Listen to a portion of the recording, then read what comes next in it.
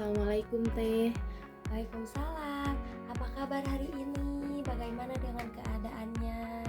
Apakah sekarang sudah membaik atau ada kejanggalan yang lainnya? Boleh diceritakan di sini ya.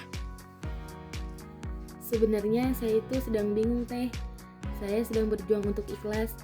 Orang yang pernah nyakitin saya sekarang malah hidupnya enak, tenang, damai.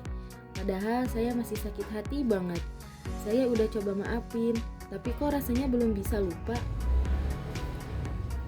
Masya Allah, kamu sudah berada di jalan yang benar. Mau memaafkan itu sudah sangat luar biasa.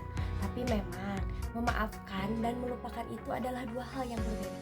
Bahkan Rasulullah SAW pernah mengalami hal yang sama. Rasulullah juga Teh. Iya, Rasulullah pernah memaafkan seseorang yang bernama Wahsy. Dia itu membunuh pamannya ketika ada peristiwa perang Uhud. Bahkan pamannya itu pamannya tercinta, yaitu Hamzah. Tapi beliau merasa udah memaafkan. Dalam suatu saat ada peristiwa Fathul Mekah, Wahsy menemui Nabi Muhammad SAW.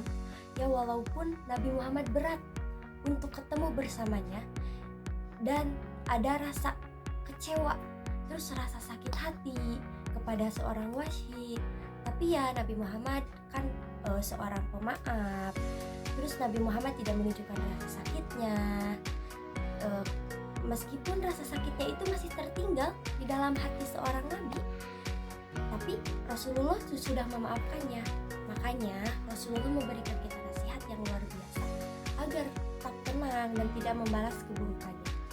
Wasbiru ala ma yaqulun wajhurhum jahran jamil. Bersabarlah terhadap apa yang mereka katakan dan tinggalkan mereka dengan cara yang baik.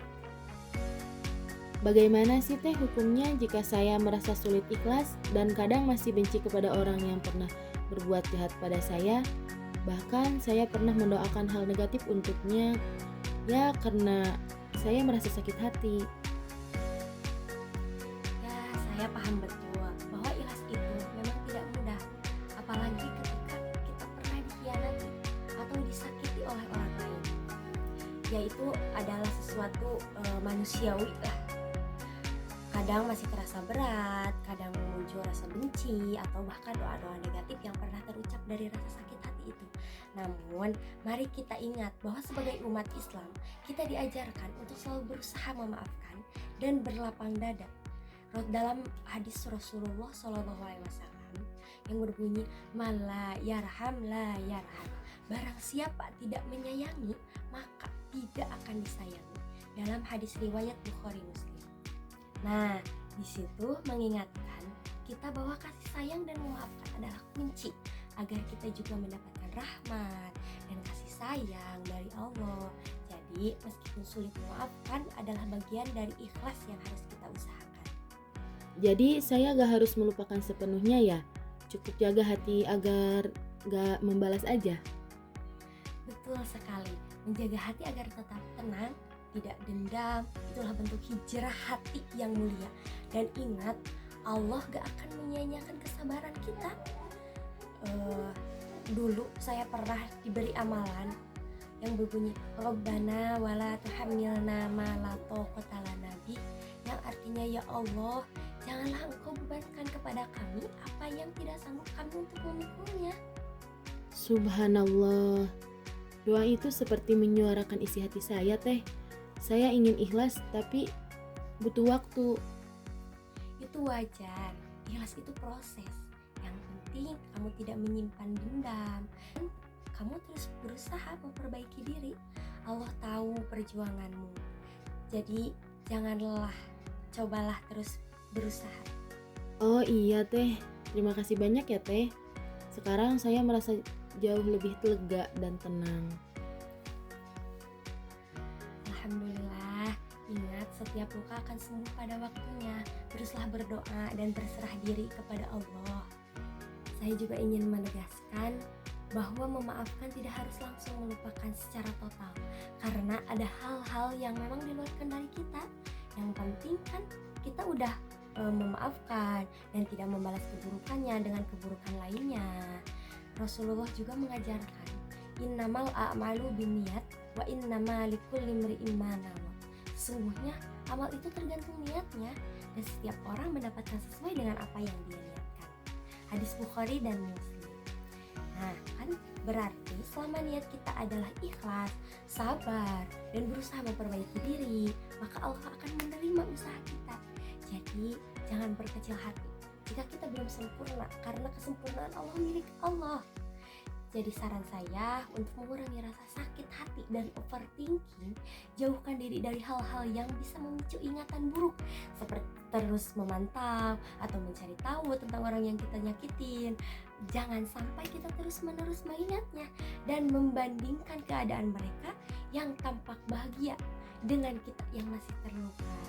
Ini hanya akan memperberat hati dan menimbulkan rasa dengki yang tidak baik.